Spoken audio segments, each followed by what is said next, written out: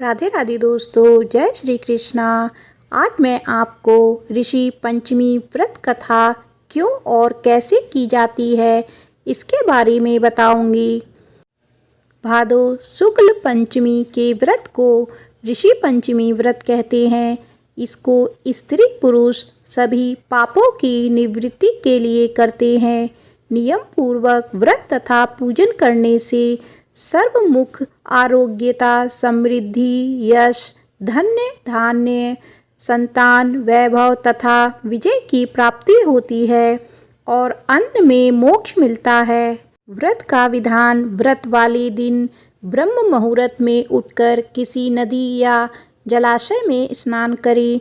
जब स्नान करके पवित्र हो जाए तो रेशमी धोती वस्त्र धारण करें। मन में व्रत का निश्चय करके आंगन में वेदी बनाकर शुद्ध मन से पंचामृत तैयार करें। तब अरुंधति सहित सप्त ऋषियों को उस पंचामृत में स्नान करवाएं। फिर शुद्ध वस्त्र से उनको सुखाकर उनके आसन पर विराजमान करें। तब सप्त ऋषियों के निमित्त चंदन, अगर, कपूर आदि की गंध देवे, फूल चढ़ाएं और उनके सम्मुख दीपक जलाकर हाथ जोड़कर उनसे प्रार्थना करें कि अगर आप मुझ पर कृपा करें और मेरे द्वारा निवेदित इस पूजा को स्वीकार करें।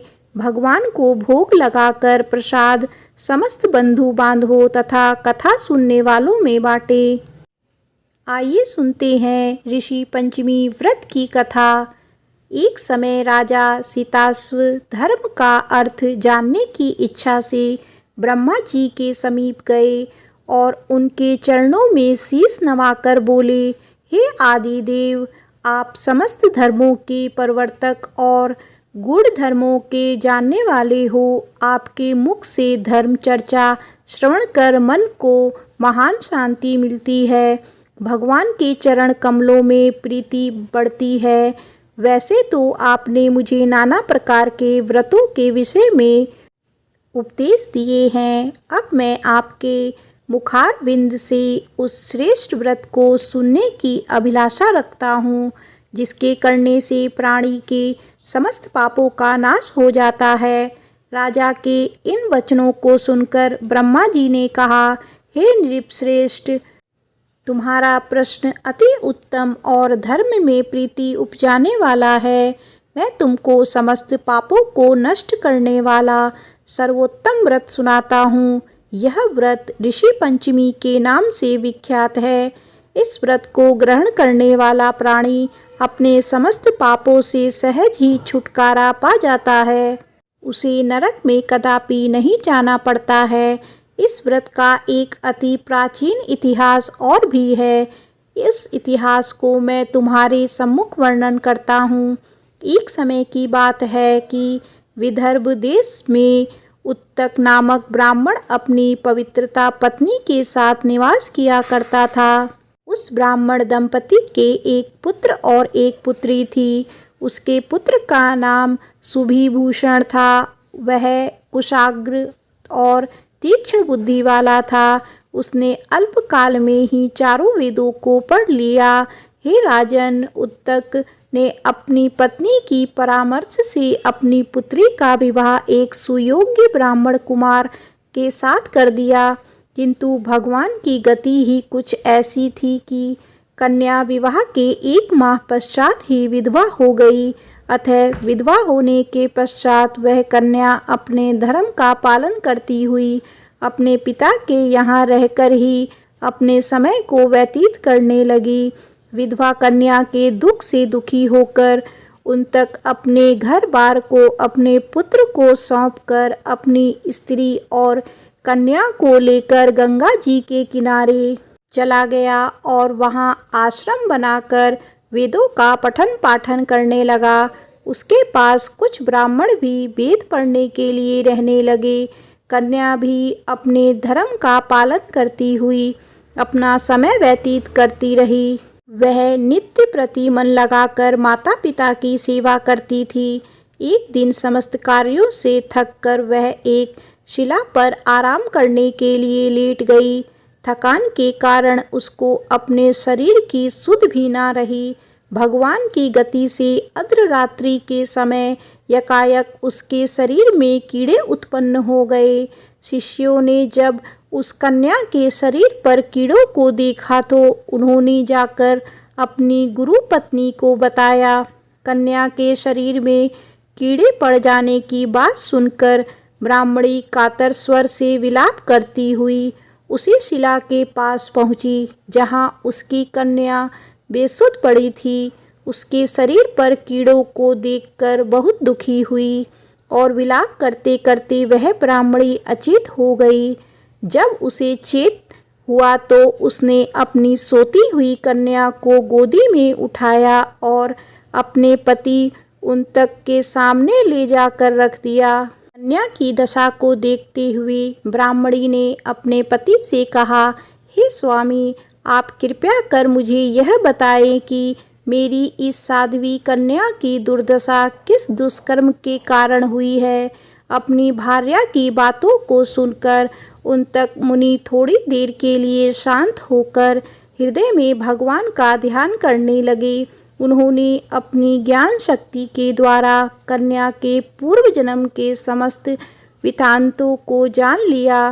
तब वे अपने नेत्रों को खोलकर बोले, हे प्रिय, यह कन्या अपने पहले जन्म में एक ब्राह्मणी थी। उस समय इसने रजस्वला होते हुए भी एक समय घर के घड़े आदि बर्तनों को छू लिया था। उसी पाप के कारण इसके शरीर में कीड़े पड़ गए हैं। इसने शुद्ध होने के बाद अपनी सखियों के साथ ऋषि पंचमी व्रत को देखकर भी उसका अनादर किया था।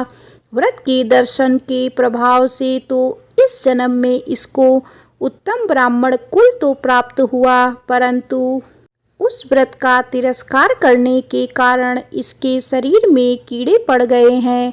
मुनि के वचनों को सुनकर सुशीला बोली, हे स्वामिन, जिस व्रत के दर्शन मात्र से आपके समान ब्रह्म तेजस्मय उत्तम कुल में इनको जन्म प्राप्त हुआ और जिसका तिरस्कार करने से शरीर में कीड़े भर गए, उस महान आश्चर्यजनक व्रत को आप कृपया करके मुझे सुनाएं। उन तक प्रसन्न होकर बोले, हे सुशीले, वह व्रत समस्त व्रतों में उत्तम है। इसके प्रभाव से समस्त पाप नष्ट हो जाते हैं। इस व्रत को धारण करने वाला निश्चय ही दैहिक, भौतिक और दैविक तीनों प्रकार के कष्टों से छूट जाता है। व्रत को धारण करके स्त्रियां सौभाग्य को प्राप्त करती हैं। यह महान व्रत भादो मास के शुक्ल पक्ष में पंचमी को होता है।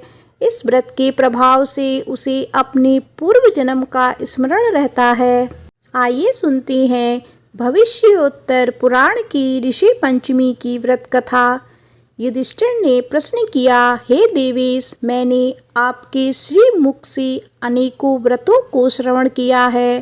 अब आप कृपया करके पापों को नष्ट करने वाला कोई उत्तम व्रत सुनावे। राजा के इन वचनों को सुनकर श्री कृष्ण जी बोले, हे राजेंद्र, अब मैं तुमको ऋषि पंचमी का उत्तम व्रत बताता हूँ, जिसको धारण करने से स्त्री समस्त पापों से छुटकारा प्राप्त कर लेती है। हे निरुपमोत्तम, पूर्व समय में वृत्रासुर का वध करने के कारण इंद्र को ब्रह्म हत्या का महापाप लगा था। तब ब्रह्मा जी ने कृपया करके इंद्र से उस पाप को 4 स्थानों पर बांट दिया। पहला अग्नि की ज्वाला में, दूसरा नदियों के बरसाती जल में, तीसरा पर्वतों में और चौथा स्त्री के रज में। उस रजस्वला धर्म में जाने अनजाने उससे जो भी पाप हो जाते हैं उनकी शुद्धि के लिए ऋषि पंचमी व्रत करना उत्तम है। यह व्रत समान रूप से चारों वर्णों की स्त्रियों को करना चाहिए। इसी विषय में एक प्राचीन कथा का वर्णन करता हूँ। सतयुग में विदर्भ नगरी में स्योंजित नामक राजा हुए। वे प्रजा का पुत्रवत पालन करते थे। उनके आचरण ऋषि के समान थे।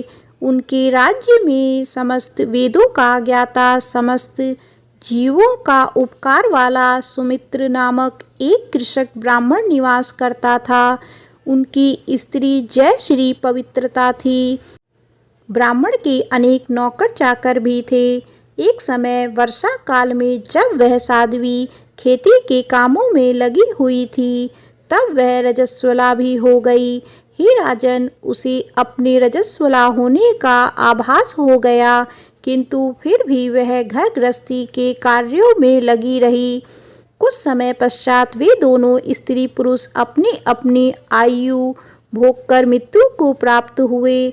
जयश्री अपने ऋतु दोष के कारण कुतिया बनी और सुमित्र को रजस्वला स्त्री के संपर्क में रहने के कारण बैल की योनि प्राप्त हुई, क्योंकि ऋतु दोष के अतिरिक्त इन दोनों का और कोई अपराध नहीं था। इस कारण इन दोनों को अपने पूर्व जन्म का समस्त विवरण याद रहा। वे दोनों कुतिया और बैल के रूप में रहकर अपने पुत्र सुमित के यहाँ पलने लगे। सुमित धर्मात्मा था और अतिथियों का पूर्ण सत्कार किया करता था। अपने पिता के श्राद्ध के दिन उसने अपने घर ब्राह्मणों को जिमाने के लिए नाना प्रकार के भोजन बनवाए। उसकी स्त्री किसी काम से बाहर गई हुई थी। एक सर्प ने आकर रसोई के बर्तन में विष उड़ेल दिया। सुमित्र की माँ कुतिया के रूप में बैठी हुई यह सब देख रही थी, अतः उसने अपने पुत्र को ब्रह्म हत्या के पाप से बचाने की इच्छा से उस बर्तन को स्पर्श कर लिया। सुमित्र की पत्नी से कुतिया का यह कृत्य सहा न गया और उसने एक जलती लकड़ी कुतिया को मारी। वह प्रतिदिन रसोई में जो जूठन आदि शेष रहती थी, उस कुतिया के सामने डाल दिया करती थी, किंतु उस दिन से क्रोध के कारण वह भी उसे नहीं दी। तब रात्रि के समय भूख से व्याकुल होकर वह कुतिया अपने पूर्व पति के पास आकर बोली, हे नाथ, आज मैं भूख से मरी जा रही हूँ। वैसे तो रोज ही मेरा पुत्र खाने को देता था, मगर आज से उसने कुछ नहीं दिया। मैंने सांप के विष वाले खीर के बर्तन को ब्रह्म हत्या के भय से छूकर भ्रष्ट कर दिया था।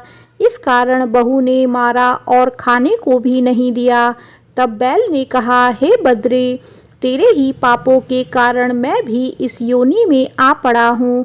बोझा ढोते ढोते मेरी कमर टूट गई है। आज मैं दिन भर खेत जोतता रहा। मेरे पुत्र ने भी आज मुझे भोजन नहीं दिया और ऊपर से मारा भी खूब है। मुझे कष्ट देकर श्राद्ध को व्यर्थ ही किया है। अपने माता पिता की इन बातों को उसने पुत्र सुमित ने सुन लिया। उसने उसी समय जाकर उनको भरपेट भोजन करवाया और उनके दुख से दुखी होकर वन में जाकर उनके ऋषियों से पूछा, हे स्वामी, मेरे माता पिता किन कर्मों के कारण इस योनि को प्राप्त हुए और किस प्रकार उससे छुटकारा पा सकते हैं।